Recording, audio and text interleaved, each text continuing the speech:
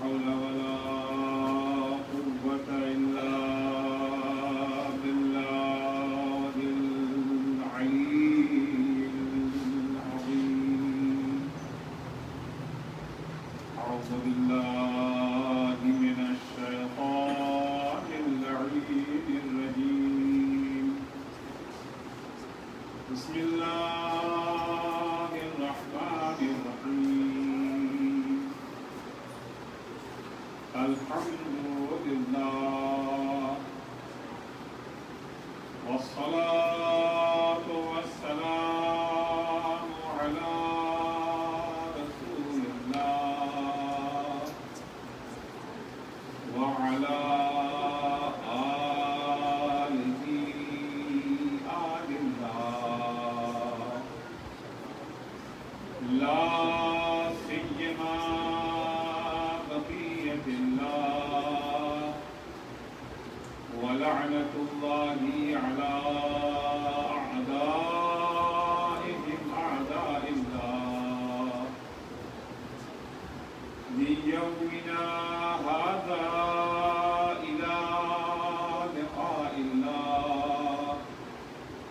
أما بعد فقد قال الإمام جعفر الصادق أبو عبد الله: لقد نصب إبليس حوائله في دار الغرور، فما يقصد فيها إلا أولياءنا.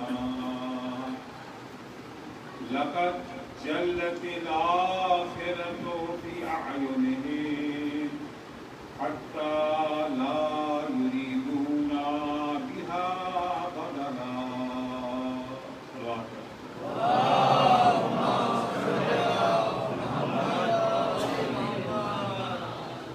اعلان گرامی،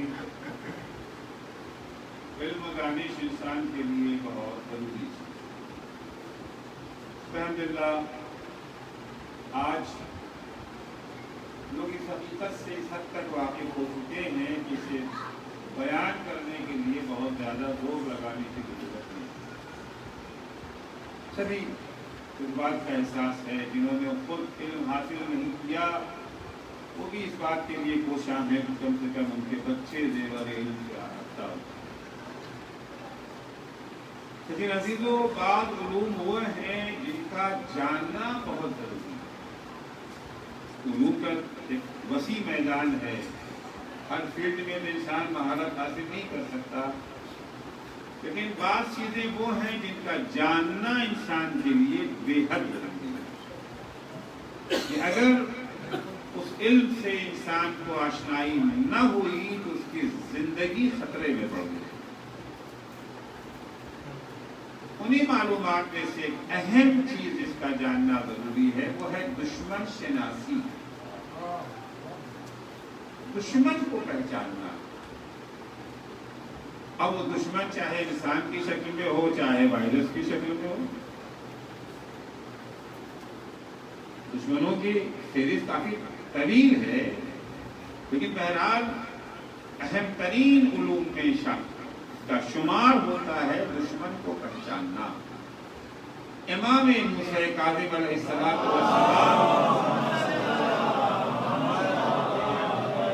ایک حدیث کے ذیل میں ارشاد فرماتے ہیں کہ وجدت علم الناس فی 40. 4 علوم ایسے ہیں جو نہایت ضروری ہیں. اگر انسان ان 4 علوم سے آشنا نہ ہوا تو اس کی دنیا بھی تباہ ہے، اس کی آخرت بھی تباہ ہے. خسر الدنیا والآخرہ. اولھا، پہلا علم جس کی معرفت، جس کا جاننا ہر انسان کے لیے ضروری ہے، ان تعرف ربک، اپنے پروردگار کو پہچانو، اپنے رب کو پہچانو. تمہارا خالق کون ہے، تمہارا مالک کون ہے، تمہارا رازق کون ہے، وہ کون ہستی ہے جس نے تمہیں لباس وجود عطا کیا. وہ کون ہستی ہے کہ اگر اس کی نظر کرم تھوڑی دیر کے لیے بھی ہم سے ہٹ جائے تو ہمارا وجود باقی نہ بچے۔ شادی کے بقول جو سانس لیتے ہیں ہم، دو مرحلہ ہے نا، ایک سانس کو اپنے اندر لے جانا، پھر سانس کو باہر نکالنا، یہ آنا اور جانا دونوں اللہ کی نعمت۔ ان میں سے کوئی ایک بھی کم ہو جائے تو آیا ہماری زندگی باقی بچے گی؟ ناممکن ہے۔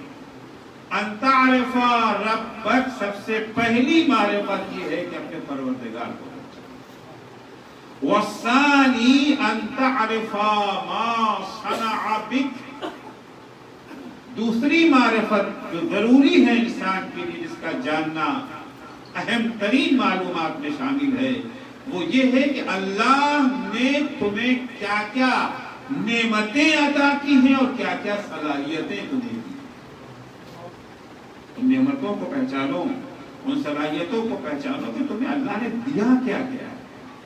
کیونکہ عزیزو، جب اللہ کی دی ہوئی نعمتوں کی معرفت ہو جائے گی تو خود بخود خدا سے عشق پیدا ہو جائے گا۔ الانسان عبید الاحسان، انسان بندے احسان ہے۔ فرض کیجیے کہ آپ کے گھر میں آپ کے دو دوست آتے ہیں، ایک صاحب وہ ہیں جو ہمیشہ خالی ہاتھ آتے ہیں، کچھ لے کے نہیں آتے، اور آنے کے بعد بچوں کو آرڈر دینا شروع کر دیتے ہیں، پانی لاؤ، یہ لاؤ، وہ لاؤ۔ دوسرے آپ کے دوست وہ ہیں جب بھی آتے ہیں تو بچوں کے لیے کچھ نہ کچھ لے کے آتے ہیں، کبھی کھلونا لے کے آ رہے ہیں، کبھی پھل فروٹ لے کے آ رہے ہیں، کبھی مٹھائیاں لے کے آ رہے ہیں، کبھی کپڑا لے کر کے آ رہے ہیں۔ کہ دونوں دوست آپ کے یہاں آتے ہیں، آپ کے بچوں کا نظریہ کیا دونوں کے بارے میں ایک ہی جیسا ہے؟ وہ دوست آ گئے، بل بجایا، بچہ دوڑ کے گیا، دروازہ کھولا، وہ والے آئے ہیں جو خالی آتا ہے۔ ماں نے پوچھا بیٹا کون ہے؟ ارے ممی وہی والے انکل آئے ہیں۔ اور اگر وہ دوست آئے ہیں جو ہمیشہ کھلونا لے کر کے آتے ہیں، مٹھائیاں لے کے آتے ہیں، پھل فروٹ لے کر کے آتے ہیں، کپڑے لے کر کے آتے ہیں، جیسے ہی ان کا چہرہ دیکھا بچے کا چہرہ کھل اٹھا، ممی ممی انکل آئے، پانی دیجیے، ان کے کہے بغیر ہر چیز ان کے سامنے پیش کرنے کو تیار ہے۔ فطرت ہے انسان کی، انسان کی فطرت ہے کہ انسان عبید الاحسان، انسان نیک برتاؤ، نیک سلوک کا غلام بن جاتا ہے۔ طاقت کے بل پر غلام بنانا اتنا آسان نہیں ہے جتنا محبت اور احسان کے ذریعے سے غلام بنانا۔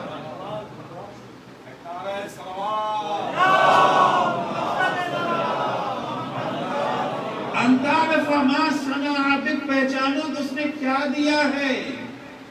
دنیا والے 4 پیسے کا تحفہ دے دیتے ہیں کہ ان کے آگے بچتے رہتے ہو۔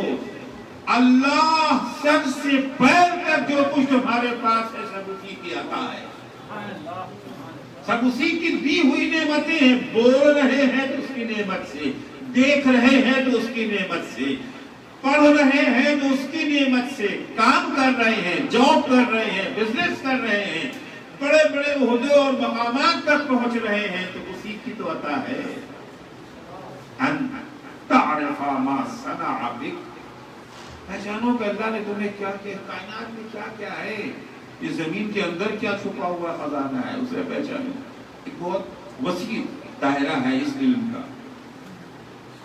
تیسرا علم جس کا جاننا ضروری ہے، ما اراد منک، یہ نعمتیں جو اللہ نے دی کس لیے، اسے پہچانو نا، کیوں دیا ہے اس نے۔ ظاہر سی بات ہے، ہم جیسے جاہل انسان بھی اگر کوئی کام کرتے ہیں تو ہمارا کوئی کام بے مقصد تو نہیں نہ ہوتا۔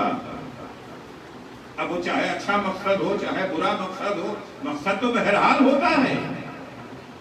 ہم عبث نہ بےہودہ کوئی کام نہیں کرتے ہیں، بے مقصد کوئی کام نہیں کرتے ہیں۔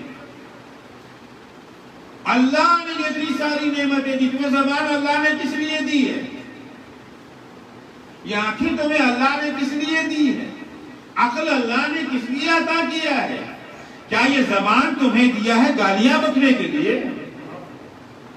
یہ زبان تمہیں دیا ہے غیبت کرنے کے لیے، زبان تمہیں دیا ہے تہمت لگانے کے لیے، زبان تمہیں اللہ نے عطا کیا ہے دھوکہ دہی کے لیے۔ پہچاننے کی کوشش کرو کہ اس نے یہ تمہیں زبان کس لیے عطا کی ہے، مقصد کیا ہے اس کا، کیوں اللہ نے تمہیں یہ زبان عطا کی ہے، یہ آنکھیں کس لیے تمہیں دی ہیں، نامحرم چہروں کو دیکھنے کے لیے اللہ نے دیا ہے، حرام مناظر کو دیکھنے کے لیے اللہ نے تمہیں آنکھیں عطا کی ہیں، یا الہی جمال کی زیارت کے لیے اللہ نے تمہیں یہ آنکھیں عطا کی، اولیاء خدا کے چہروں پر نگاہ ڈالنے کے لیے اللہ نے یہ آنکھیں تمہیں، ما اراد من، اللہ نے یہ تمہیں کس لیے دیا ہے، اس کی معرفت ضرور۔ چوتھا علم، ان تعرف ما یخرجک عن دینک، دشمن کو پہچان۔ دشمن وہی نہیں ہے جو ہماری جان کا دشمن ہے، ہماری دو جان ہے نا، ایک دنیا کی ہے اور ایک آخرت والی ہے۔ دشمن وہی نہیں ہے جو ہمیں دنیا کی زندگی سے محروم کر دے گا، سب سے بڑا دشمن تو وہ ہے جو ہمیں آخرت کی زندگی سے محروم کر دے گا۔ دنیا کی زندگی کو تباہ کرنے والا بھی دشمن ہے، لیکن دشمنوں کا دشمن وہ ہے جو آخرت کی زندگی کو تباہ و برباد کرے۔ ان تعرف ما یخرجک عن دینک، جو تمہیں تمہارے دین سے بھٹکا سکتا ہے، دین کے راستے سے تمہیں منحرف کر سکتا ہے، اسے پہچانو۔ شناخت، یہ دشمن سب سے بڑا دشمن ہے، اور ان دشمنوں میں سب سے بڑا دشمن کون ہے؟ شیطان۔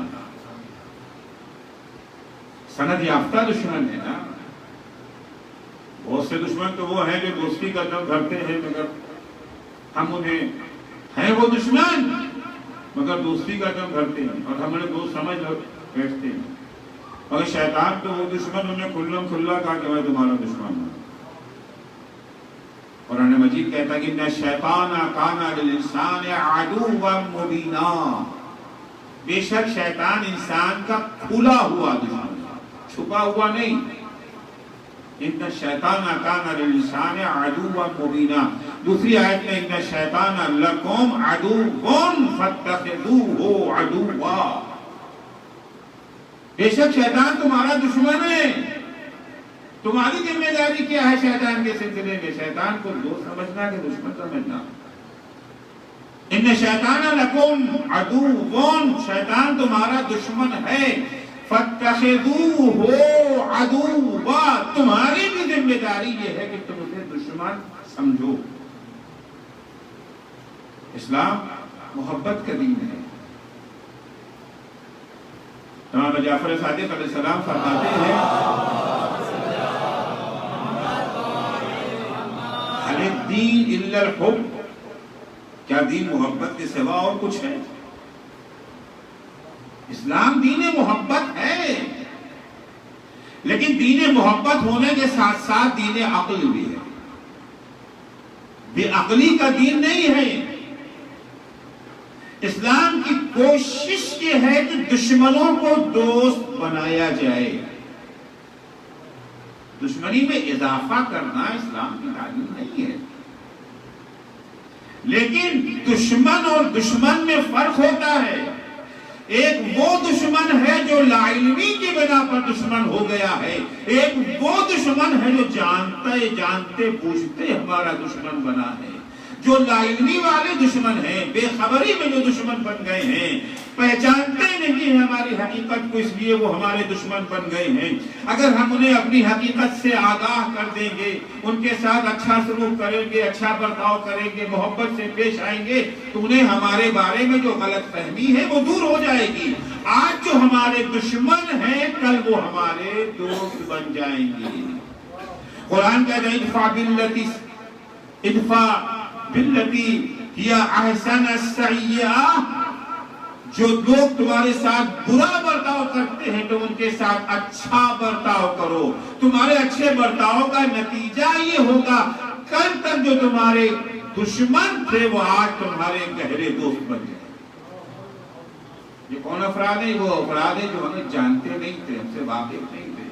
پروپیگنڈا ہوتا ہی رہتا ہے، ظاہر سی بات ہے، میڈیا کے پروپیگنڈوں سے متاثر ہو کر کے सोशल मीडिया, प्रिंट मीडिया, नहीं मालूम ये है इलेक्ट्रॉनिक मीडिया, 50 मीडिया है, इनके जहरीले प्रोपेगेंडों से मुतासिर होकर वो हमारे दुश्मन हो गए थे। लेकिन अगर हमारा हुस्न सुलूक देखेंगे, हमारा बर्ताव देखेंगे, जॉब करते हैं, साथ रहते हैं, बिजनेस में हमारे वो पार्टनर हैं, जब उन्हें देखेंगे कि नहीं साहब हम तो इनके साथ नफरत करते हैं, ये मोहब्बत से पेश आए, कल हमें चक्कर आ गया था, इन्होंने उठा करके फौरन हमें अस्पताल पहुंचाया, हमें महीने के आखिर में पैसे की जरूरत थी, बच्चा हमारा अस्पताल में एडमिट था, सबसे मांगा, किसी ने न दिया, इन्होंने तो फौरन हमारी मदद कर दी। जब ये सारे अखलाक हमारे देखे तो उनको पता चल गया कि नहीं, मीडिया जो कह रहा है वो झूठ है। मगर बात वो है जिन्हें मालूम है हमारे बारे में अच्छी तरह से, दुश्मन हमेशा जहालत की बिना पर दुश्मनी नहीं करता, याद रखिएगा। है एक तादाद उन लोगों की जो जहालत की बिना पर दुश्मनी इख्तियार करते हैं। कितने ही अफराद ऐसे हैं जो दुश्मनी इसलिए करते हैं कि उनका मफाद खतरे में है। हमने उनका कुछ बिगाड़ा नहीं है, लेकिन हमारा वजूद ही उनके नाजायज मफादात पर ज़र्बेकारी है। पैगंबर अकरम सल्लल्लाहु अलैहि वसल्लम जब इस्लामी तालीमात, दीनी तालीमात पेश की, जाहिर सी बात है पैगंबर का अखलाक ज़मानत आमो खास था, पैगंबर की अमानतदारी के सब मुतरिफ थे, पैगंबर के किरदार के मुतरिफ थे, सादिक कहते थे, अमीन कहते थे, उनके अखलाक से मुतासिर थे, सारी चीजें थी। क्यों पैगंबर के मुखालिफ हो गए? तो अजनबी लोग मुखालिफ हुए थे पैगंबर के, बाहर वाले आकर के दुश्मनी कर रहे थे, उन्हीं के वही लोग दुश्मनी करने के दरमियान में पैगंबर ने 40 बरस गुजारे थे। और 40 बरस के दौरान पैगंबर के किरदार में एक भी बदनुमा धब्बा नहीं, एक भी कमजोरी नहीं किसी ने पाई। सब कसीदा पढ़ते थे, सब तारीफ करते थे। अचानक जैसे ही पैगंबर ने क़ुल ला इलाहा इल्लल्लाह तुफ़्लिहू का नारा बुलंद किया, इस्लामी तालीमात को पेश करना शुरू किया कि देखो सूद लेना हराम है, किसी का माल नाजायज़ तौर से हड़प लेना हराम है, इंसान के हुकूक हैं, इंसान के राइट्स है, काला हो गोरा हो इससे फर्क नहीं पड़ता है, किसी को गुलाम बना देना जायज नहीं है, किसी की तवानाइयों का इस्तेहसाल करना जायज नहीं है। ज़ाहिर सी बात है निजाम ही, सिस्टम ही इस्तेहसाल का सिस्टम था। उनको तो बुरा लगा। बुरा इसलिए नहीं लगा कि वो जानते नहीं थे, हकीकत को जानते थे। कुरान मजीद में इरशाद है कि बहुत सारे अफराद जो पैगंबर को नहीं मानते, इसलिए नहीं कि पैगंबर को पहचानते नहीं थे। यारिफूनहु कमा यारिफून अबनाअहुम, पैगंबर की हकीकत को उसी तरह से जानते थे जैसे वो अपने बच्चों को पहचानते हैं। अपने बच्चों को पहचानने में कोई गलती करता है? 10,000 बच्चे बैठे हों, उनके दरमियान आपका बच्चा बैठा हो, कभी मुमकिन है कि आप गलती से किसी और का बच्चा लेकर भी घर से ले जाएंगे? अपने बच्चे को आदमी पहचानता है, अच्छी तरह पहचानता है। यारिफूनहु कमा यारिफून अबनाअहुम, पैगंबर को वैसे ही पहचानते थे जैसे लोग अपनी औलाद को पहचानते हैं, अपने बच्चों को पहचानते। उसके बावजूद पैगंबर को नहीं मानते थे। ये जो है आज ये उनके बारे में है, यहूदियों के बारे में, अल्लज़ीना आतैनाहुमुल किताब, जिन्हें हमने किताब दी है, यारिफूनहु कमा यारिफून अबनाअहुम, उसके बावजूद ये हक को छुपा लेते हैं। जहादू बिहा वस्तैक़नतहा अनफुसुहुम, इन लोगों ने हक का इनकार किया जबकि उनका दिल यकीन रखता था कि ये हक है। दिल को यकीन है। जाहिर सी बात है, कहते हैं ना, सोए हुए को जगाया जा सकता है, जागे को नहीं जगाया जा सकता। अब ऐसों को दोस्त बनाने के पीछे पड़े रहना ये हमाकत है, ये हमाकत है। और क्या इस्लाम दीन मोहब्बत होने के साथ साथ इस्लाम दीन अक्ल है। लिहाजा जो हमारे खुले हुए दुश्मन हैं, जो जानबूझ करके हमारे दुश्मन बने हैं, लाइल्मी की बिना पर नहीं, बेखबरी की बिना पर नहीं, अच्छी तरह जानते और पहचानते हैं। कुरान कहता है कि तुम्हारी जिम्मेदारी ये है कि तुम भी उन्हें अपना दुश्मन समझो, वरना धोखे में मारे जाओगे। आप दुश्मन को रोज समझते रहेंगे तो क्या होगा? धोखा ही तो खाएंगे ना, गफलत का शिकार हो जाएंगे हम। धोखे में मारे जाएंगे। मोमिन बेवकूफ नहीं होता है, मोमिन अक्लमंद होता है। इत्तक़ू मिन फ़रासतिल मोमिन फ़इन्नहु यंज़ुरु बिनूरिल्लाह। पैगंबर फरमाते हैं कि मोमिन की ज़हानत, ज़कावत, होशियारी से डरो, क्योंकि मोमिन नूर खुदा की रोशनी में चीजों को देखता है। मोमिन सामने की चीज को तो पहचान ही लेता है, दीवार के पीछे क्या है उसे भी पहचान लेता है। मोमिन अहमक नहीं होता, मोमिन बेवकूफ नहीं होता। दुश्मन को पहचानो। कुरान कहता है कि इन्न शैतान लकुम अदुव्वुन फत्तखिज़ूहु अदुव्वा। शैतान तुम्हारा दुश्मन है, तुम भी इसे दुश्मन रखो। क्यों? इसलिए कि ये वो दुश्मन है जो अपने दोस्तों पर भी रहम नहीं करता। ये वो दुश्मन है कि अगर आप इससे दोस्ती कर लेंगे बचेंगे नहीं। जितना खतरा इस दुश्मन से उन लोगों को है जो इसे दुश्मन समझते हैं, उससे कहीं ज्यादा खतरा इस दुश्मन से उन्हें है जो इसे दोस्त समझते हैं। कुरान इसी के बाद कहता है फत्तखिज़ूहु अदुव्वा, ये दुश्मन समझो, इन्नमा यदउ हिज़्बहु लियकूनु मिन अस्हाबिस सईर। हैं कुछ लोग जो बहरहाल शैतान से दोस्ती करना चाहते हैं, वो चाहते हो खुदा नाराज होता है तो हो जाए, मगर शैतान ये राजी, इसको नाराज नहीं होना चाहिए। हर हाल में उससे दोस्ती का रिश्ता बरकरार रखने की कोशिश करते, ताकि शैतान बदले में क्या उन्हें कुछ सहूलतें दे देता है। अर्ज़ किया कि आखिरत में दो जगह है, एक जगह क्या है जन्नत है और एक जगह दोज़ख है, जहन्नम है। जन्नत में सारी आसाइशें, सारा आराम, सारी नेमतें जन्नत में, सारी अदियतें, सारा अजाब, सारी तकलीफें जहन्नम में। और कोई जहन्नम का अर्ज़ किया था, कोई जहन्नम में जाना नहीं चाहता है।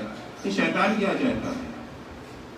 जो इसकी पार्टी में आ गए हैं, इसके ग्रुप में आ गए हैं, इसकी कही हुई बातें मानते हैं, इसके लिए दिन भर नारे लगाते रहते हैं, जिंदाबाद जिंदाबाद जिंदाबाद के नारे लगाते हैं। आया ये शैतान उनकी भलाई चाहता है? शैतान क्या चाहता है कि जन्नत में चले जाए? कुरान का इन्नमा यदउ हिज़्बहु लियकूनु मिन अस्हाबिस सईर। अपने दोस्तों के लिए, अपने चेलों के लिए, अपनी पार्टी वर्करों के लिए शैतान की आरज़ू यही है कि ये जहन्नम का ईंधन बन जाए। दुश्मनों को तो जहन्नम में भेजना ही चाहता है, हत्ता अपने दोस्तों को भी। ये तो उन्हीं लोगों में से यूज एंड थ्रो, इस्तेमाल करके उठा करके फेंक देता है। वो कागज का रुमाल जो गंदा हो जाता है, टिश्यू पेपर क्या करते हैं, फेंक देते हैं, तो यूज किया फेंक देंगे। यही काम शैतान करता है उनके साथ जिन्होंने इसे अपना दोस्त बनाया। कुरान मजीद ने एक ऐसा नकल किया। मुनाफिकों का तस्करा करते करते कुरान तशबीह देता है मुनाफिकों को शैतान से। कमसली शैतान, ये मुनाफिकीन जो है शैतान के मानंद है। किस चीज में शैतान के मानंद है? इज़ क़ाला लिल-इंसानि उकफुर फलम्मा कफरा। शैतान इंसान से कहता है कुफ्र इख्तियार करना। तो शैतान का काम तो यही है ना, लअग़वियन्नहुम अजमईन फबिइज़्ज़तिका लअग़वियन्नहुम अजमईन। अल्लाह को चैलेंज करके आया था, तेरे इज्जत जलाल की कसम मैं सबको बहकाऊंगा। कैसे बहकाऊंगा? लअज़य्यनन्ना लहुम फिल अर्ज़, जमीन में जितनी बुरी बातें हैं सबको मैं अच्छा बना दूंगा। तू कहता है ये झूठ बोलना बुरी बात है, मैं कहूँगा झूठ के बगैर तो कारोबार चल ही नहीं सकता। तरक्की करना है तो झूठ तो बोलना ही पड़ेगा। तूने कह दिया कि गीबत बुरी बात है, गुनाह है, हराम है, मैं जाके समझा दूंगा कि गीबत किए बगैर तो खाना ही नहीं हजम हो सकता है। खाना हजम करने के लिए गीबत जरूरी चीज है। जितनी चीजें बुरी हैं लअज़य्यनन्ना लहुम। घर से आप निकले, कहाँ जा रहे हैं? भाई मस्जिद से आ रहा हूँ। अरे मस्जिद में क्या टाइम बर्बाद करना है? अरे फला फिल्म बहुत अच्छी लगी, चलो बच्चों क्या कहना। लअज़य्यनन्ना लहुम, जितनी बुरी बातें हैं सबको मैं अच्छा बना के पेश करूंगा। इसका चैलेंज है, इसका ऐलान आया। इंसान से कहते उकफुर, काफिर हो जा। फलम्मा कफर, जब इंसान ने शैतान की बात मान ली, अक्सर तो मान ही देते हैं ना हम लोग, اگر نہ مانتے ہوتے تو جھوٹ کیسے بولتے؟ مانا ہے، اللہ نے تو نہیں کہا جھوٹ بولنے کے لیے، دو ہی پیغام تھا نا، دو بلاوا ہے، ایک اللہ کا ایک شیطان کا، تیسرا بلاوا نہیں ہے۔ ان اللہ وعدکم وعد الحق ووعدتکم فاخلفتکم، خود شیطان کہہ رہا ہے ایک وعدہ اللہ کا تھا، ایک وعدہ میرا تھا، اللہ کا وعدہ سچا، میرا وعدہ جھوٹا۔ اللہ نے جو وعدہ کیا تھا اپنے وعدے کو پورا کرے گا، بھائی اپنے وعدے کو نہیں پورا کرنے والا ہوا۔ ان اللہ وعدکم وعد الحق ووعدتکم فاخلفتکم، میں نے بھی تم سے وعدہ کیا مگر میرا وعدہ جھوٹا تھا۔ اب تم احمق ہو، تم پاگل ہو، سچے کو چھوڑ کے تم جھوٹے کے پیچھے چلے آئے، اس میں ہمارا کیا قصور ہے؟ ہمیں کیوں گالیاں دے رہے ہو بھائی؟ قیامت کے دن جب فیصلہ ہو جائے گا تو ظاہر سی بات ہے کچھ لوگ جنت میں بھیجے جائیں گے، کچھ جہنم میں۔ جن کو جنت کا پروانہ مل جائے وہ تو خوش خوش، وہ تو کسی کو پلٹ کے پوچھیں گے بھی ارے بھائی آپ کی وجہ سے، علی نواز صاحب کی وجہ سے ہم جنت میں جا رہے ہیں، مولانا تقی صاحب کی وجہ سے ہم جنت میں جا رہے ہیں۔ نہیں، وہ تو یہ سیدھے سیدھے تو جنت میں جائیں گے، مگر ہاں جنہیں جہنم کا پروانہ مل گیا وہ تو ظاہر سی بات ہے تو خون کھول رہا ہے۔ اب تو اپنی آنکھوں کے سامنے دیکھ رہے، جنت کو بھی دیکھ رہے، جہنم دنیا میں جو ہے مذاق اڑا دیتے تھے، ارے کہاں کے جنت جہنم میں، چھوڑو یار تو بیکار کی بات ہے، مودیوں نے بنا رکھا ہے تو اب اپنی آنکھوں سے حوض کوثر کو دیکھ رہے ہیں، اپنی آنکھوں سے جہنم کی بھڑکتی ہوئی آگ کو دیکھ رہے ہیں، تو انکار کرنے کی گنجائش بھی نہیں ہے نا۔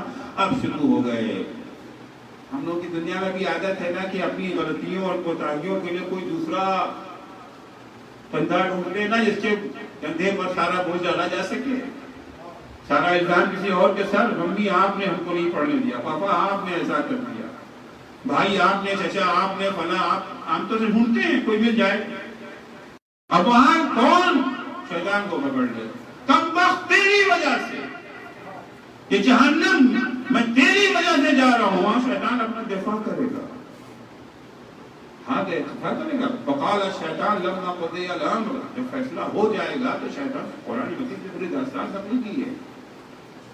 وقال الشیطان لما قضی الامر، جب فیصلہ ہو جائے گا تو شیطان کہے گا ان اللہ وعدکم وعد الحق ووعدتکم فاخلفتکم، ایک وعدہ تم سے اللہ نے کیا تھا، ایک وعدہ میں نے کیا تھا، تمہیں بھی پتا تھا کہ اللہ کا وعدہ سچا ہے، میرا وعدہ جھوٹا ہے، مگر احمق، ہم نے جب تمہیں دعوت دی اپنے جھوٹے راستے کی طرف، اللہ نے دعوت دی سچے راستے کی طرف۔ اللہ وہ تھا جس نے تمہیں پیدا بھی کیا، رزق بھی دیا، طاقت بھی دیا، آنکھیں بھی دی، زبانیں بھی دی، نعمتوں میں غرق کر دیا تمہیں، اس کے باوجود تم نے اللہ کی دعوت کو ٹھکرا کر کے، میرے بارے میں تمہیں پتا تھا کہ میں تمہارا دشمن ہوں، پھر بھی تم نے فاستجبتم لی، تم نے میری دعوت پہ لبیک کہا، فلا تلومونی ولوموا انفسکم، اب ہمیں برا بھلا مت کہو، اگر تمہیں لعنت بھیجنے کا شوق ہی ہے،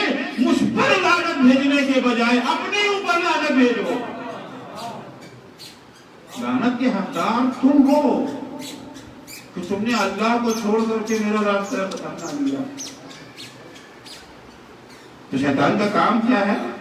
اپنی دعوت دیتا ہے وہ، قال الانسان اکفر، انسان سے کہا تو کافر ہو جا، فلما کفر، جب انسان نے شیطان کی دعوت کو قبول کر کے کفر اختیار کر لیا، اب شیطان کیا کہہ رہا ہے؟ قال انی بریء مما تستهزئون، ارے ہم تو اس کے پاس گئے تھے کہ ہمیں کچھ ملے گا، اللہ کو کیوں چھوڑا تھا ہم نے؟ بہترین زندگی کے لیے اللہ کو چھوڑا تھا، اسی لیے چھوڑا تھا نا، خوشگوار زندگی کے لیے، ہیپی لائف کے لیے، اب ہیپی لائف تو ہے ہی نہیں۔ قال انی بریء مما اخاف اللہ رب العالمین، میں تو رب العالمین اللہ سے ڈرتا ہوں، چلے لو میرے پاس سے۔ اس کی تفسیر میں علامہ طبرسی صاحب مجموع البیان آیت کی تفسیر میں بڑا عجیب واقعہ لکھتے ہیں، بہت ہی عبرت انگیز واقعہ ہے، کس طریقے سے اچھا بھلا انسان شیطان کے جال میں پھنس جاتا ہے۔ بنی اسرائیل میں ایک بڑا زاہد و عابد شخص تھا جس کا نام تھا برسیسا.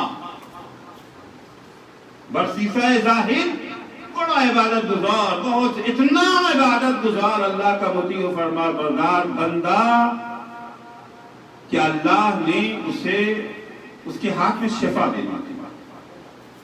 لا علاج بیماروں کا وہ علاج کر دیا تھا، خاص طور سے پاگلوں کا علاج کرنے میں بڑا ماہر تھا. اس کے زمانے میں ایک رئیس زادی جنون کا شکار ہو گئی، دماغی توازن اس کا خراب ہو گیا. حسین و جمیل لڑکی، دماغی توازن خراب.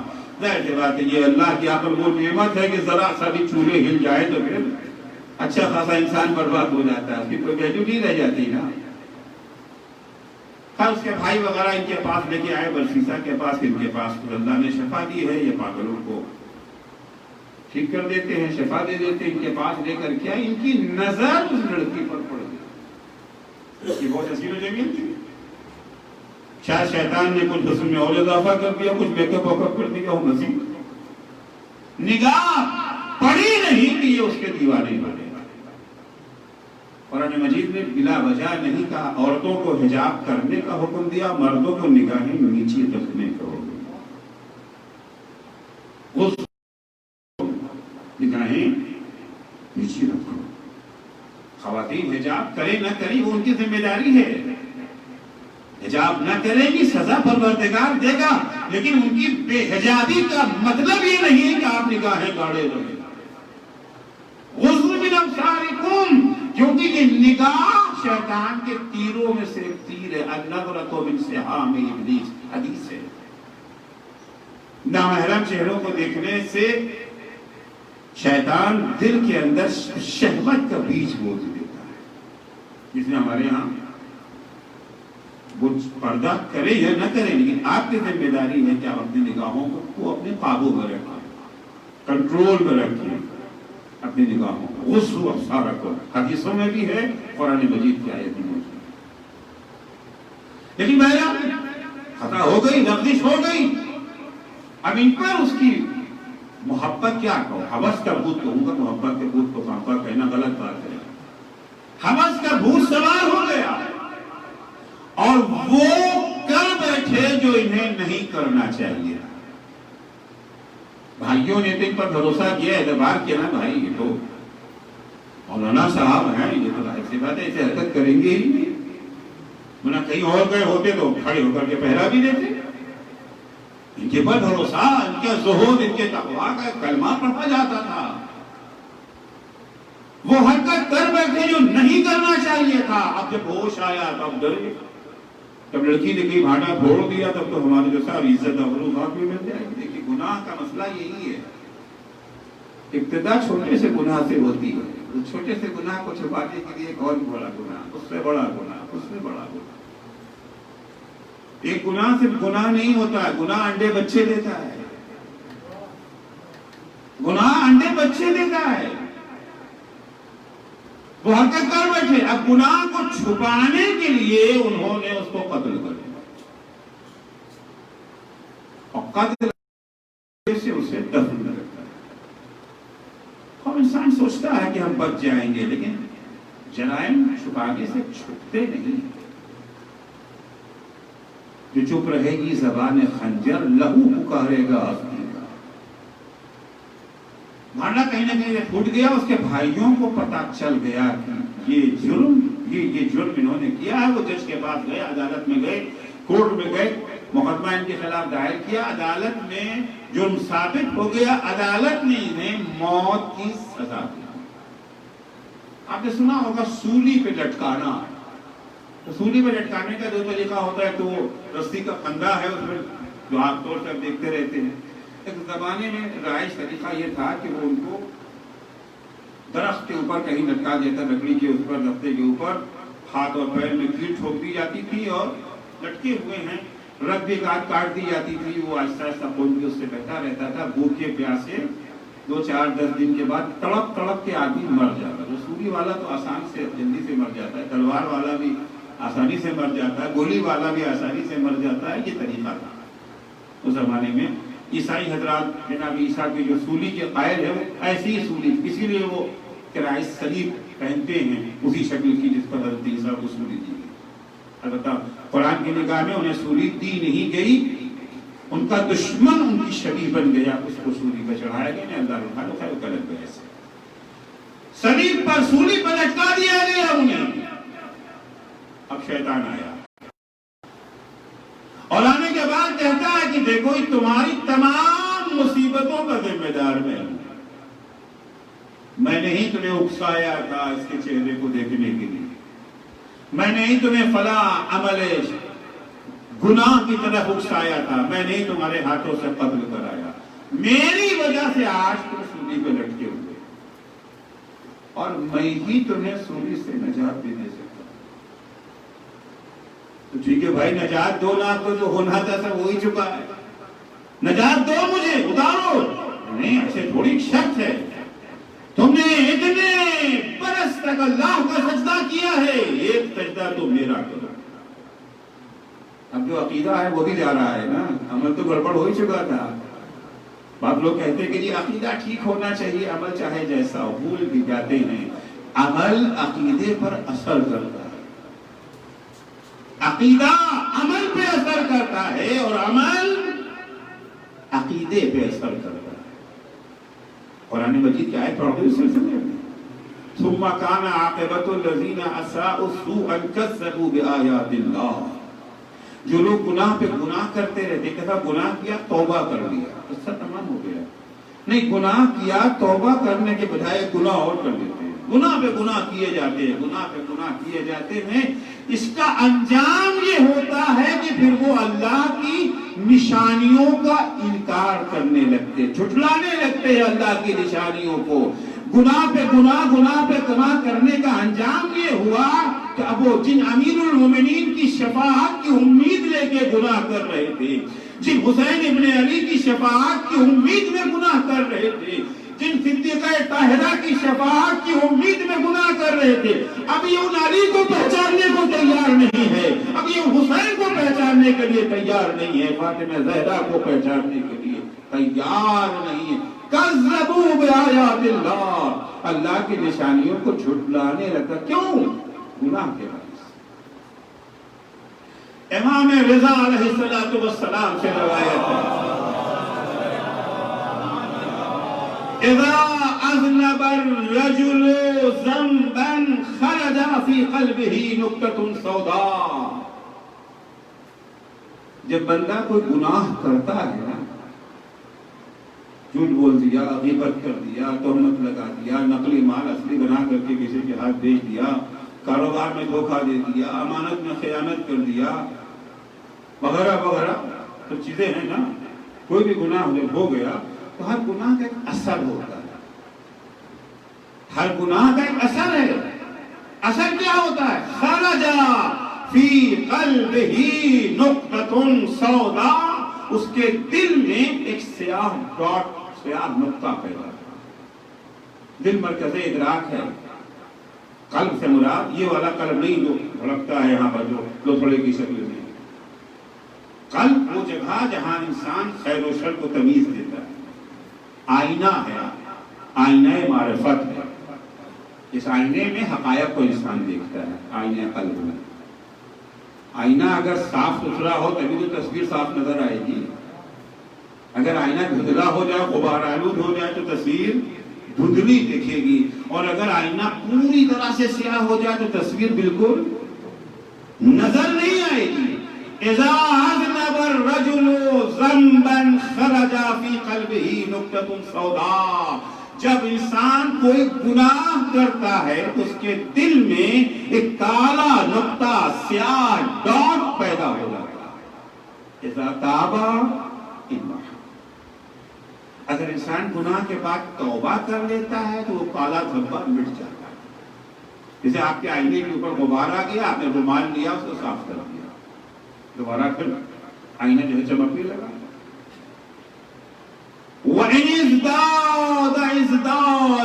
لیکن گناہ کرنے کے بعد توبہ کرنے کے بجائے اور گناہ کرنے کا گناہ کی تعداد بڑھنے لگی تو وہ کالا ڈاٹ، کالا نقطہ جو ہے وہ بھی بڑھنے لگتا ہے. وہ بھی پڑھنے لگتا ہے، پڑھتے پڑھتے حتی یقلبا قلبہ، جب گناہ پر گناہ پہ 1 گناہ 2 گناہ 10 گناہ 20 گناہ گناہ پہ گناہ کرتا جاتا ہے انسان، تو وہ منزل آ جاتی ہے کہ پورا دل سیاہ ہو جاتا ہے۔ پہلے ایک ڈاگ کا دھبا تھا، تھوڑی سی تصویر جو ہے خراب نظر آتی، اب تصویر نظر ہی نہیں آتی ہے۔ فَلَا يَفْلِحُ بَعْدَهَا أَبَدًا، امام فرماتے ہیں جب پورا دل سیاہ ہو جائے گا تو اس کے بعد کامیابی کی امید نہیں ہے، فلاح کی امید نہیں ہے، اب جہنم ہی میں جانا ہے، جنت کی خوشبو بھی نہیں سونگ سکے گا۔ حیرت ہوتی ہے جب یہ سنا جاتا، کوئی سنتا ہے کسی ہندو کے سامنے، کسی عیسائی یہودی غیر کے سامنے، آپ کربلا کا واقعہ بیان کریں اور کہیں 6 مہینے کا بچہ تھا جس کی ماں کا دودھ خشک ہو گیا تھا، بچے کو پینے کے لیے دودھ تو دودھ ہے، پانی بھی میسر نہ تھا، بچے کی زبان سوکھ گئی تھی، حلق میں کانٹے پڑ گئے تھے، اس کا باپ دشمنوں کے سامنے لا کے کہتا ہے اگر تم کو مجھ سے دشمنی ہے تو بچے نے کیا بگاڑا ہے، اس بچے کو تھوڑا تم اپنے ہاتھوں سے آ کے پانی پلا دو۔ جواب میں بچے کو پانی پلانے کے بجائے انہوں نے 3 پھل کے تیر سے اس کے گلے کو سوراخ کیا۔ لوگ اس کو ماننے کو تیار نہیں، ایسا کیسے ہو سکتا ہے؟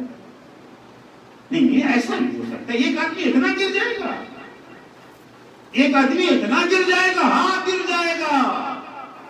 ایسے انسانوں کے بارے میں قرآن کہتا ہے اولئک کالانعام بل ہم اضل، یہ جانور جیسے ہیں، بھیڑیا ہیں، نہیں بھیڑیے سے کیا لگتا ہے؟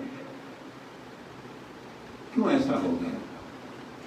آئینے دل پورا سیاہ ہو گیا، اب اسے علی اصغر کی بے گناہی نظر ہی نہیں آ رہی ہے،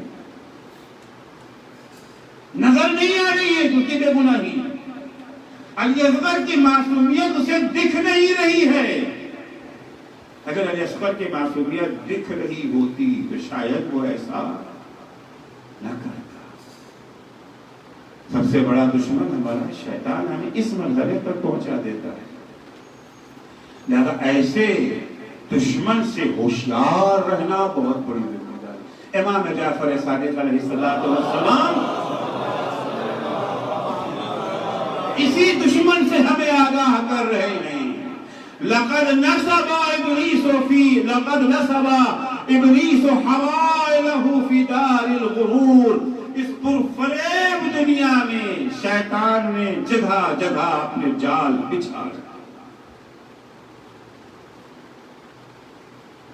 غرور نہ ہو جائے کہ ہمارا شیطان کیا بگاڑ سکتا ہے، ہم تو عزادار حسین ابن علی ہیں، ہم تو مداح اہل بیت ہیں، ہمارا شیطان کیا بگاڑ سکتا ہے؟ نہیں، امام فرماتے فما یقصد فیہا الا اولیاءنا، اتفاقاً شیطان نے جو جال بچھایا ہے وہ تمہارے ہی لیے بچھایا ہے۔ فما یقصد فیہا الا اولیاءنا، شیطان نے جو جال بچھایا ہے اس کا ٹارگٹ تمہارے سوا کوئی ہے ہی نہیں، کیونکہ شیطان بہکانا چاہتا ہے نا، تو جو نہیں بہکے ہیں انہی کو تو بہکائے گا، جو پہلے ہی سے بہکے ہوئے ہیں، جنہوں نے دامن اہل بیت کو چھوڑ رکھا ہے، جنہوں نے محبت اہل بیت سے سمجھوتا کیا ہی نہیں ہے، جو محبت اہل بیت کے قریب آئے ہی نہیں ہیں، وہ تو پہلے ہی سے بہکے ہوئے ہیں، وہ تو خود بخود جہاں دوڑے چلے جا رہے ہیں، اب ان کے پیچھے اپنی انرجی کیوں ضائع کرے گا ابلیس؟ وما یقصد فیہا الا اولیاءنا، اس کا ٹارگٹ، اس کا نشانہ صرف اور صرف ہمارے چاہنے والے ہیں، ہمارے شیعہ ہیں۔ میں نے عرض کیا تھا کل کہ شیعہ کی عظمت کیا ہے، شیعہ کی اہمیت کیا ہے۔ پیغمبر فرماتے شیعہ ہی جنت میں جائیں گے، شیعہ ہی قیامت کے دن کامیاب و کامرا ہوں گے۔ شیعوں کے بارے میں وہ عرض کیا تھا کہ سب کے پیر جلتی ہوئی زمین پر ہوں گے، شیعہ نور کی کرسی پر بیٹھے ہوں گے، سب کے چہرے دھواں دھواں ہو رہیں گے، شیعوں کے چہرے نورانی ہوں گے، شیعہ عرش خدا کے سائے میں بیٹھے ہوں گے، شیعہ شہداء کی صف میں ہوں گے، انبیاء کی صف میں کھڑے ہوں گے۔ لیکن شرط یہ ہے کہ شیعہ شیعہ رہ جائے نا. آج ہم شیعہ ہیں، کیا گارنٹی کل بھی شیعہ رہیں گے. اور سیسا ابھی مثال پیش کی نا، کتنا بڑا حافظ ہوتا ہے، اس طرح انجام کیا ہو گیا. مغرور نہ ہو اس بات کے اوپر. ہر آن جو کرنا رہے، کبھی بھی دشمن حملہ کر سکتا ہے. بھائی جس گھر کے اندر کچھ ہے ہی نہیں، یا کھانے کو نہیں ہے، وہاں ظاہر سی بات ہے چور کے ڈاکو کے حملے کا کوئی خطرہ بھی نہیں. ان کے گھر میں مال بھرا ہوا ہے، خطرہ تو وہی ہوتا ہے نا. ہوشیار انہی کو رہنا ہے. الحمدللہ اللہ نے ہمیں محبت اہل بیت کی دولت سے نوازا ہے. ہمیں شیعت کی دولت عطا اللہ نے کی ہے. ڈاکو کے حملے کا خطرہ ہمارے ہی اوپر. فما یقصد فیہا الا اولیاء. ہماری ذمہ داری ہے کہ ہم اسے بچائے رکھیں. شیعہ کون ہیں؟ لقد جلت الآخرۃ فی اعینہم حتی ما یریدون بہا بدلا. شیعہ صرف کہنے سے شیعہ تھوڑی ہو جاتا ہے. شناختی کارڈ میں آدھار میں لکھوا لیا، ابھی تو ہمارا بھی لکھا جا رہا ہے، بہت سے ملکوں میں لکھا جاتا ہے مذہب کیا ہے، اب لکھوا لیے شیعہ. تو اس سے کیا ہوتا ہے؟ شیعہ ہو گئے. یہ شیعہ اگر آدھار کارڈ میں لکھ گیا شیعہ، تو ہمیں مودی تو مان لیں گے شیعہ، اللہ بھی شیعہ مانے گا. اللہ کا ریکارڈ تو الگ ہے نا، مودی کا ریکارڈ الگ ہے. ممکن ہے کہ آج ہم شیعہ ہوں، مرتے مرتے بھی شیعہ باقی بچے ہوئے. شیعہ کی پہچان ہے، کیا پہچان ہے؟ لقد جلت الآخرۃ فی اعینہم حتی ما یریدون بہا بدلا. شیعہ ان کی نگاہ میں آخرت اتنی عظیم ہوتی ہے، اتنی قیمتی ہوتی ہے ان کی نگاہ میں آخرت، کہ وہ کسی چیز کے بدلے میں آخرت کا سودا کرنے کو تیار نہیں. آخرت قیمتی نہیں ملتی ہے. آخرت عقیدے اور عمل کی بنیاد پر ملتی ہے. عقیدہ بھی صحیح ہونا چاہیے، اعمال بھی. تنہا عقیدہ کافی نہیں ہے، تنہا عمل بھی کافی نہیں. عمل اور عقیدہ دونوں کے صحت کی بنیاد پر ملے. آخرت اور بہت دنیا کے بہت سارے کام وہ ہیں کہ جو آخرت سے ٹکراتے ہیں. جس خدا کی جنت ہے اسے خدا نے کہہ دیا ہے. خود بھی کہا، پیغمبر سے اپنے کہلایا، ائمہ سے کہلایا. بیت کے بعد ایک ائمہ اور پیغمبر اپنی طرف سے. ائمہ علیہ السلام فرماتے ہیں کہ ہم جو کچھ بھی کہتے ہیں حدیثی حدیث و جد رسول اللہ. ہم جو کچھ بھی کہتے ہیں وہی کہتے ہیں جو میرے جد رسول خدا نے کہا. اور رسول خدا وہی کہتے ہیں جو اللہ کہتا ہے. ما ينطق عن الهوى ان هو الا وحی یوحی. پیغمبر اپنی خواہش نفس سے کچھ نہیں بولتے ہیں، وہی کہتے ہیں جو اللہ کا حکم ہوتا ہے. انہوں نے بتا دیا نا کہ کون کون افراد ہیں جن کو جنت کی خوشبو بھی سننا نصیب نہ ہو. تو دنیا کی کبھی کبھی ٹکرا جاتی ہے آخرت سے. امام فرماتے شیعہ وہ ہے ٹکراؤ کی صورت میں آخرت کو بچا لیتا ہے، دنیا کو ٹکرا دیتا. اگر اس کا بزنس، اس کا کاروبار آخرت سے ٹکرا گیا، آخرت کو بچا لے گا، کاروبار کو ٹکرا دے گا. لاکھوں کروڑوں کا بھی سے پرواہ نہیں ہوتی ہے. جاب اور دین میں اگر ٹکراؤ ہو جاتا ہے، دین خدا کو بچا لے گا، جاب کو ٹھکرا دے گا. دوستانہ رشتہ داریاں، تعلقات، وقت نہیں رہے گا انشاءاللہ، بعد میں کبھی اس بات کروں گا. جہاں جہاں پہ آخرت دنیا سے ٹکرا جاتی ہے. کربلا میں دو نمونہ ہے. ایک وہ ہے جس نے دنیا کے لیے آخرت کو ٹھکرا دیا، ایک وہ ہے جس نے آخرت کے لیے دنیا کو ٹھکرا دیا. کربلا کو یاد رکھنے کا اتنا سارا حکم دیا گیا ہے. امام حسین کوئی ہمارے آنسوؤں کے محتاج تو نہیں ہے میرے بھائی. ہمیں مجلسوں سے حسین کو کچھ نہیں دیتے ہیں، حسین سے کچھ لیتے ہیں. ہم کیا دیں گے حسین کو؟ ہم کیا دیں گے؟ ہماری حیثیت کیا ہے؟ یہ مجلسیں، یہ آہو بکا، یہ عزاداری، یہ آنسو، یہ ساری اہمیت دی گئی، اتنا سارا ثواب بیان کیا گیا، اس لیے کہ یہ عزاداری، یہ مجلسیں دین کی نئی زندگی کا سبب بن جاتی، احیاء دین کا ذریعہ ہے یہ مجلسیں۔ کربلا کے واقعات کو بار بار دہرانا اسی لیے عبرت حاصل کرنے کے لیے نا۔ کربلا میں ایک کردار وہ ہے جس نے دنیا کی خاطر آخرت کو قربان کر دیا، ایک کردار وہ ہے جس نے آخرت کی خاطر دنیا کو قربان کر دیا۔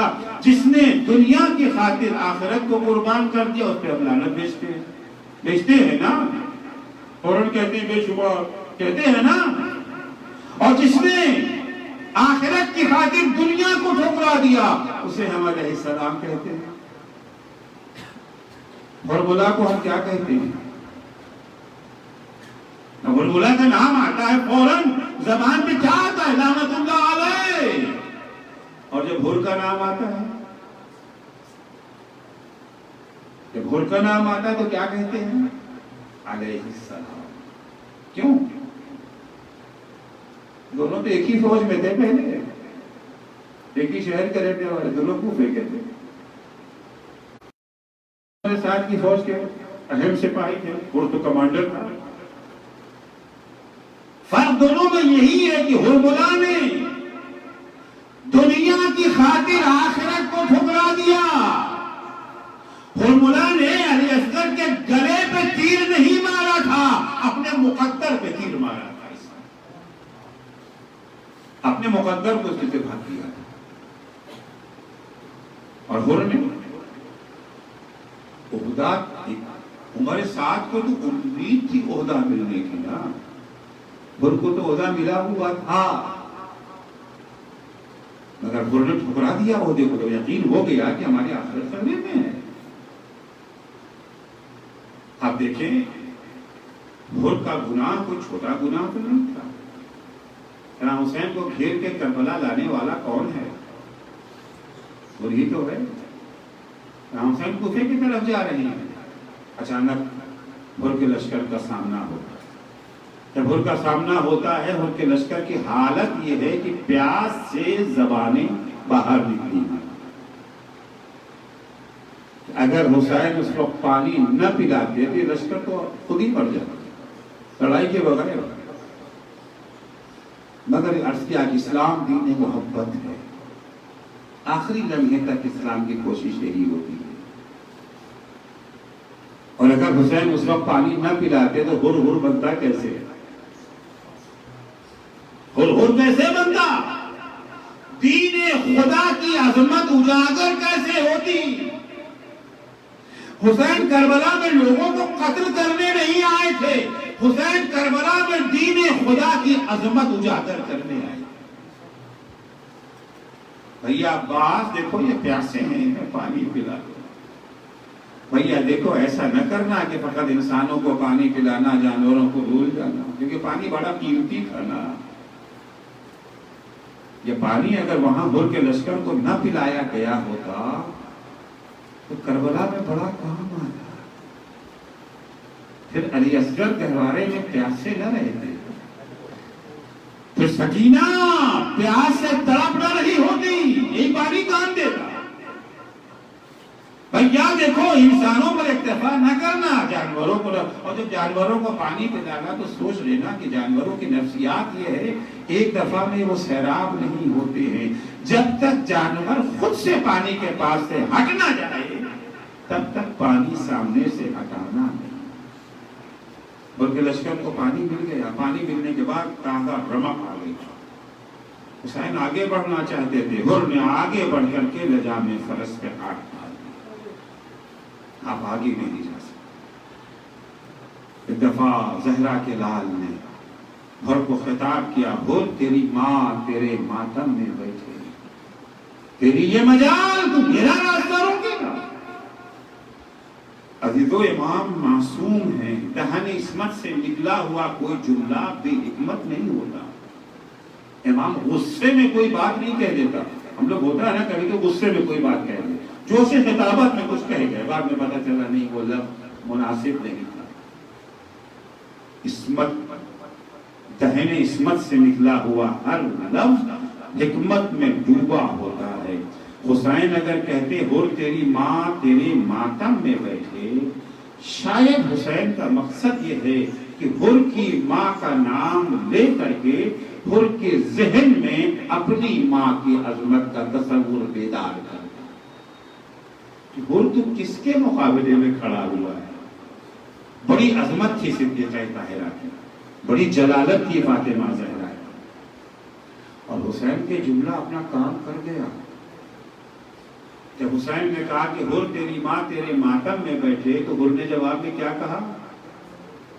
मौला आपने तो मेरी माँ का नाम ले लिया, लेकिन मैं क्या करूं? अगर कोई और होता तो मैं भी उसकी माँ का नाम जरूर लेता, लेकिन मौला आपकी माँ तो वो अजीम खातून है, बगैर वुजू जिसका नाम जबान पे नहीं लाया जा सकता है। हुसैन जो मकसद था वो पूरा हो गया। इस जहन में वो जो भूली हुई बातें थी दोबारा याद आ गई। किस हुसैन के मुकाबले में हम खड़े हैं? किस हुसैन के मुकाबले में? जिसकी माँ फातिमा ज़हरा है, जो बज़ातो रसूल है।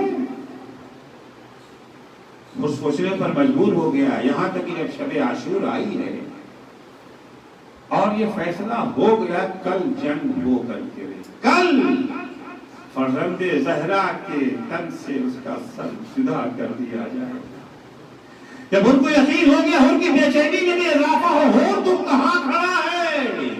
एक तरफ जन्नत है, एक तरफ जहन्नम है, एक तरफ आखिरत है, एक तरफ दुनिया। और तुझे आज फैसला करना है। और बेचैनी से खैमे में टहल रहा है, बेचैन है, अपने को जन्नत और जहन्नम के दरमियान पा रहा है। एक तरफ दुनिया, एक तरफ आखिरत, समझ में नहीं आ रहा है। आखिरत को अपनाएं, दुनिया को ठोकर मार दें, दुनिया को गले लगाएं, आखिरत को ठोकर मार दें। गुलाम ने जब हुर की बेचैनी देखी तो कासे में पानी लेकर के आया, समझा शायद मेरा आका प्यासा है। हुर ने हाथ में पानी के कासे को लिया, कुछ देर तक पानी को देखा, पीने के बजाय पानी को जमीन पर फेंक दिया। मकातिल में अजीजों ये तो नहीं है कि हुर ने पानी में क्या देखा, लेकिन तसव्वुर तो हम कर सकते हैं। शायद हुर ने पानी की सतह पर हुसैन के तिलकते हुए बच्चों की तस्वीरें देख ली। वो तो पानी पी रहा है, हम खैमे में प्यास से तड़प रहे हैं। अल्लाह, जब हुर के गुलाम ने हुर का ये आलम देखा, भागा हुआ हुर के भाई के पास गया। आज तुम्हारे भाई का अजब आलम है, बेचैनी से खैमे में टहल रहे हैं। मैंने पानी पेश किया, पानी देख करके जमीन पर फेंक दिया पीने के बजाय। हुर का भाई आया, भैया ये मैं क्या सुन रहा हूँ, ये इस्तराब, ये बेचैनी इसलिए। अजीजों, कुछ सवालात ऐसे होते हैं जिनका जवाब लफ्जों में देना मुमकिन नहीं होता है। हुर ने दफा भाई का हाथ पकड़ा, खैमे से बाहर आया, हुसैन के खैमे के पीछे आके खड़ा हो गया। कहा भैया गौर से सुनो, तुम्हें तुम्हारे सवाल का जवाब मिल जाएगा।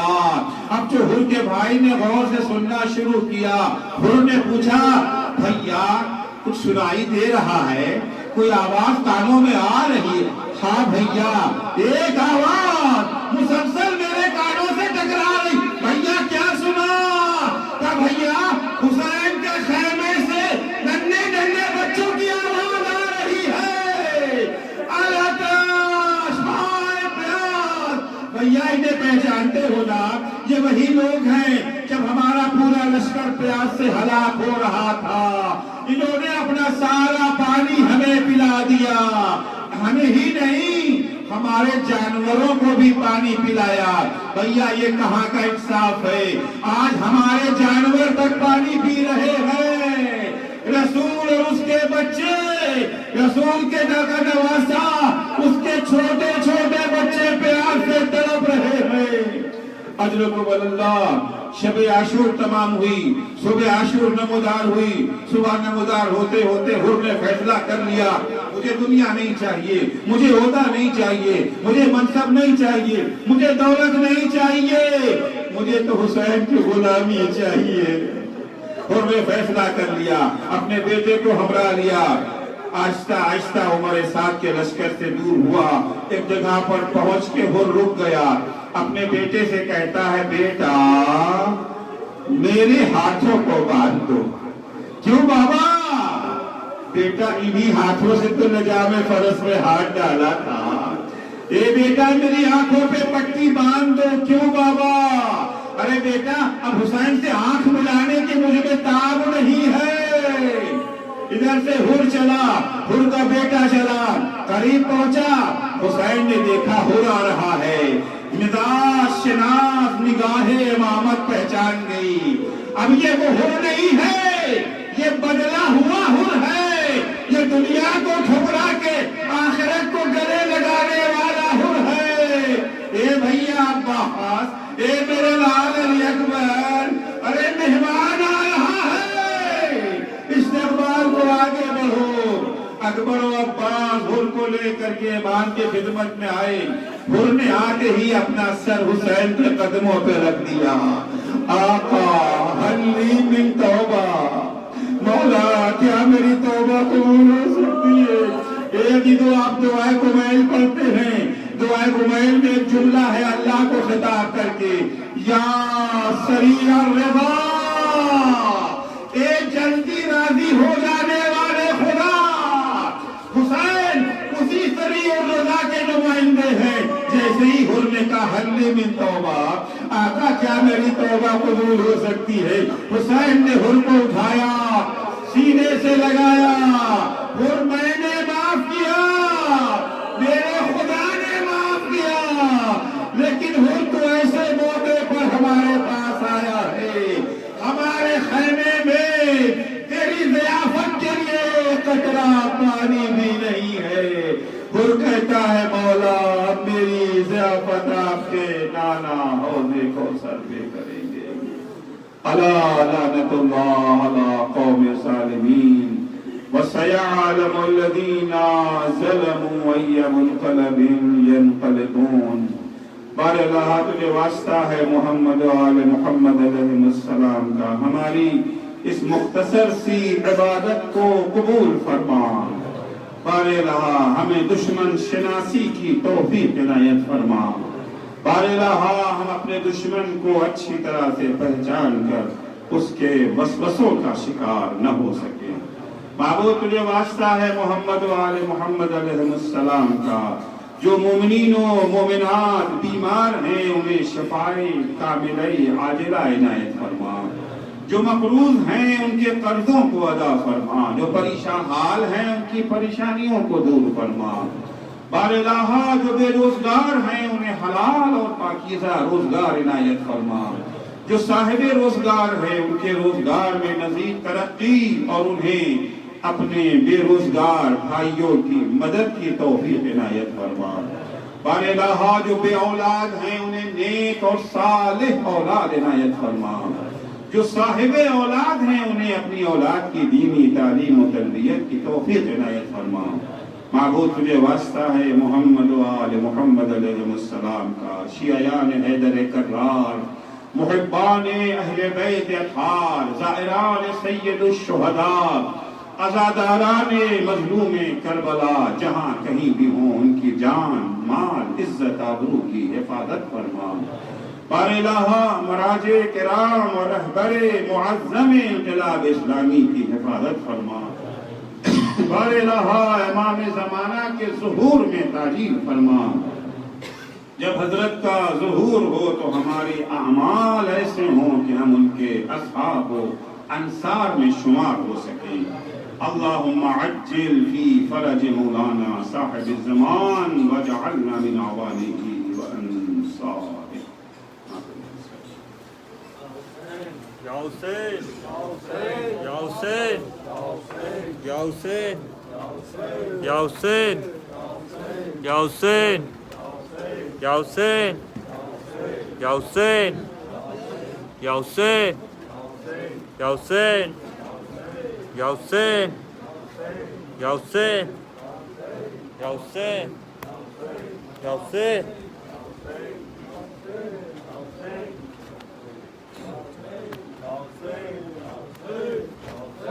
منتظر شب عاشور سے جنت حور کی منتظر ہے شب عاشور سے جنت حور کی منتظر ہے شب عاشور سے جنت حور کی منتظر ہے شب عاشور سے جنت حور کی صبح عاشور چمک اٹھتی ہے قسمت حور کی منتظر ہے شب عاشور جنت حور کی منتظر ہے شب عاشور سے جنت حور کی منتظر ہے شب عاشور سے جنت حور کی آگے بھر شب عاشور ٹہلتا ہی رہا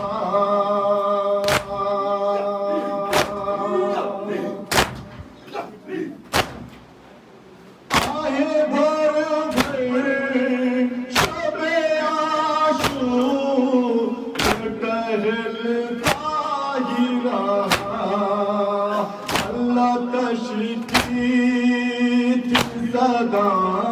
صداؤں سے یہ حالت حور کی منتظر ہے شب عاشور سے جنت حور کی منتظر ہے شب عاشور سے جنت حور کی آ گیا ہاتھ کی طرف تو راہ سارے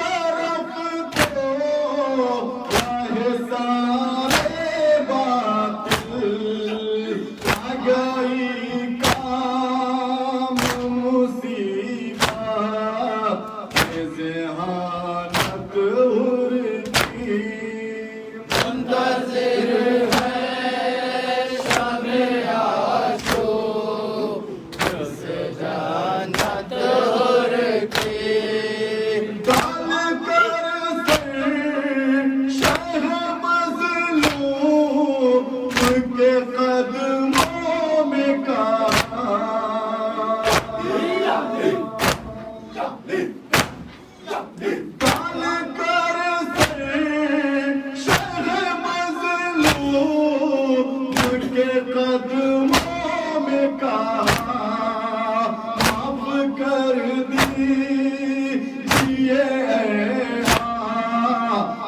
جسارت حور کی منتظر ہے شب عاشور سے جنت حور کی آیا مہمان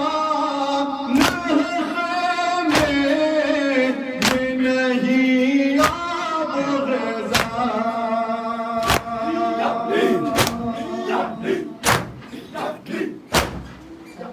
آیا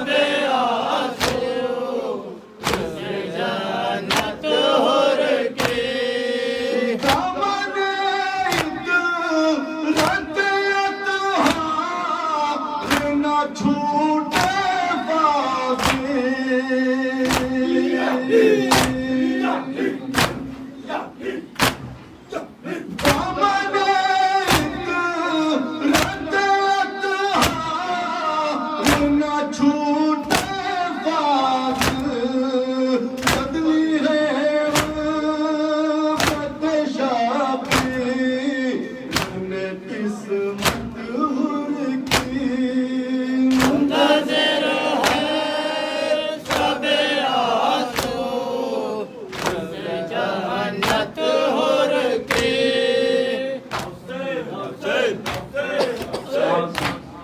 ہائے کیسا ستم ہائے کیسا ستم ہائے کیسا ستم ہائے کیسا ستم قید خانے میں توڑا سکینہ نے دم ہائے کیسا ستم ہائے کیسا ستم ہائے کیسا ستم ہائے کیسا ستم قید خانے میں توڑا سکینہ نے دم ہائے کیسا ستم ہائے کیسا ستم ایک ننھی سی بچی پریشان تھی اپنے بابا کے سینے کی جو جان تھی ہائے کربل کی وہ بھی تو مہمان تھی قید خانے ستم سے جو انجان تھی ہم سینے اٹھائے ہیں کتنے ستم قید خانے میں توڑا سکینہ نے دم ہائے کیسا ستم ہائے کیسا ستم ہائے کیسا ستم ہائے کیسا ستم اس کے بابا کا سر ہائے کاٹا گیا اس کے امو بھی دریا پہ مارا گیا اس کے دن میں تو کربل میں لوٹا گیا اس اونٹ کی پیٹھ پر اس کو باندھا گیا ریس ماں سے سکینہ کے گھٹتا ہے دم قید خانے میں توڑا سکینہ نے دم ہائے کیسا ستم ہائے کیسا ستم ہائے کیسا ستم ہائے کیسا ستم بعد سرور تماچا لگایا گیا لوٹے اسباب خیمہ جلایا گیا آل احمد کو قیدی بنایا گیا در بدر بھائی اس کو پھرایا گیا ایک ننھی سی جان اس پہ ستم قید خانے میں توڑا سکینہ نے دم ہائے کیسا ستم ہائے کیسا ستم ہائے کیسا ستم ہائے کیسا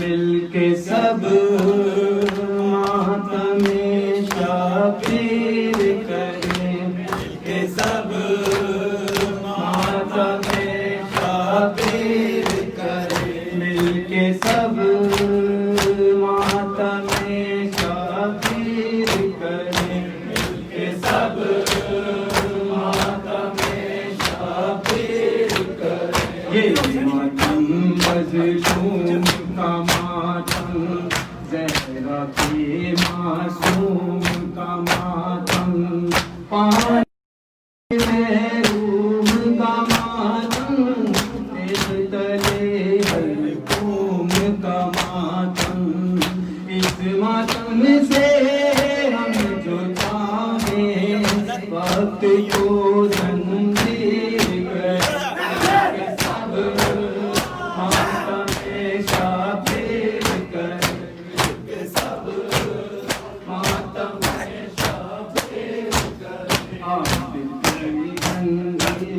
کا ماتم خشک گلے اور تیر کا ماتم زینب کا شبیر کا ماتم دل سے کرے دلگیر کا ماتم جو ماتم زینب نے کیا تھا ہم اس کی